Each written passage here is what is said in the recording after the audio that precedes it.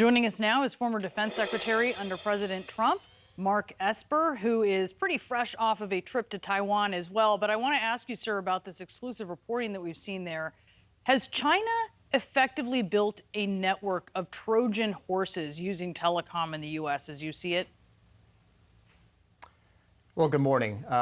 It's fair to say that China's espionage in the United States is rampant. It's in infrastructure around the country, and as FBI Director Chris Wray has said, he's opening up a counter-espionage investigation nearly every 12 hours. We've known about this for years. It's a threat to our country. It's a threat to our position in the world, and that's why we've gone aggressively against China across the board. Look, they have a strategic plan to displace the United States as the leading country in the world by the year 2049. And they plan on doing that in the military, economic, diplomatic, information, and technological spheres. And we need to be very cognizant of that. How quickly does this need to be dealt with? Considering, and look, as you meant, the timeline there lines up. Certainly, you were aware of this when you were Defense Secretary. It's not undone. It's still sitting there, all of this technology. How quickly does this need to be dealt with? Look, it should be out immediately. That said, I have complete confidence in the Defense Department's command, control, and communication systems. But this is a problem not just for the United States, but for our partners around the world as well.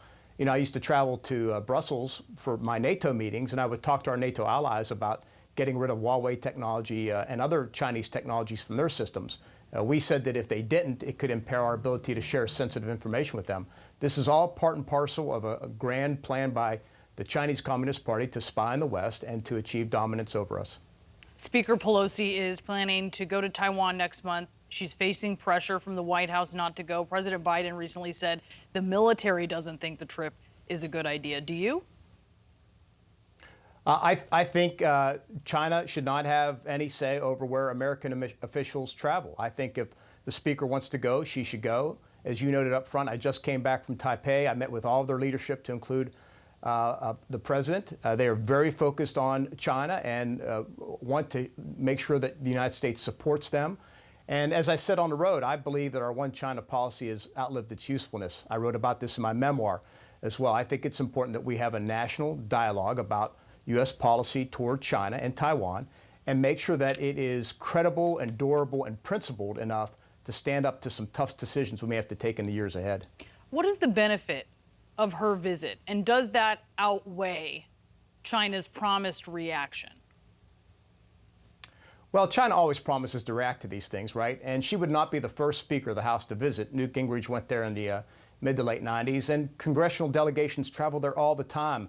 I mean, one of my first trips to Taipei was as congressional staffer. So, look, I think it's important that American officials get out to Taiwan, get out to the region, and visit and see what things look like on the ground and talk to our leaders and the leaders of our friends in the region and understand what they face. It helps them shape better policy back here at home. You served during a tumultuous time in the Trump administration. You were fired in November, on November 9th of 2020.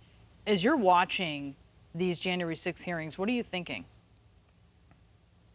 Well, I wish I was able to see more of them, but like many Americans, I found myself stuck on airplanes or at airports. But each hearing, as I read in the paper, the facts are startling. I've been saying it's shocking but not surprising. And I think it's an important service they are providing to kind of recount what happened on January 6th and the days and weeks leading up to it. It's important for us to understand our history and that there be accountability. You've said you won't vote for him again. You've urged others not to. What's your biggest worry about what happens if President Trump is elected again? Well, no, I won't support him. I've argued to my Republican colleagues that you can find the same type of conservative, traditional Republican policies, but without all the baggage, the coarseness and everything else, because we need a Republican leader that can not just unite the party, but unite the country. So my concern about Donald Trump trying to run for office again is he just doesn't put country first. And that's a problem for me, a major problem. I think that he has to put country first. Leaders need to lead and bring people together, and he just doesn't have that capability.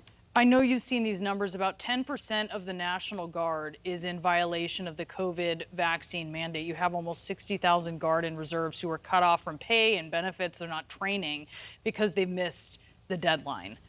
What concerns does that raise for you, especially considering how much we saw them being utilized during the pandemic? They were essential.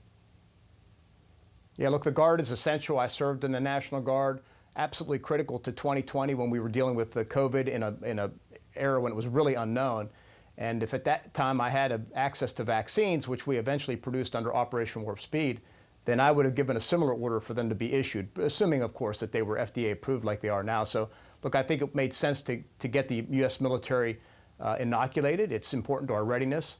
But obviously, this is an outgrowth of the politicization of the vaccines and the virus and everything else, and it's a shame that it's got to that point. Why did it get to that point? If you're looking at, 10% of the Guard, 60,000 Guard and reserves not doing this, and it's because of the politicization. I mean, do you draw a line from that to President Trump? Who is to blame here? Well, everybody politicized it, right? It came down to an issue of red state versus blue state in terms of how they deal with COVID. It came down to signaling whether or not you wore a face mask. And the Guard, more than any other part of the United States military, lives in its communities, reflects the views of the communities in which they serve. And so I'm not surprised that given a force that's spread in every state of the union and territory, that you would have this type of reaction and response. Yeah, they're right there all across the country in their communities. I also wanted to ask you, because Kari Lake, who is a Republican candidate for governor in Arizona, says if she's elected, she'll send armed National Guard to the border and stop people coming across. What do you think of a plan like that?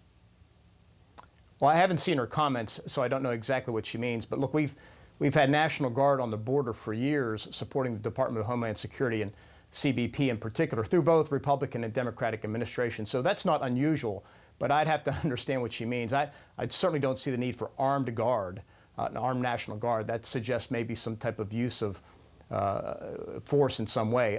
To support Customs and Border Protection with surveillance and logistic support makes sense to me. That's the type of assistance we provided in the past. Sir, we appreciate you being with us this morning. Former Defense Secretary Mark Esper, thank you.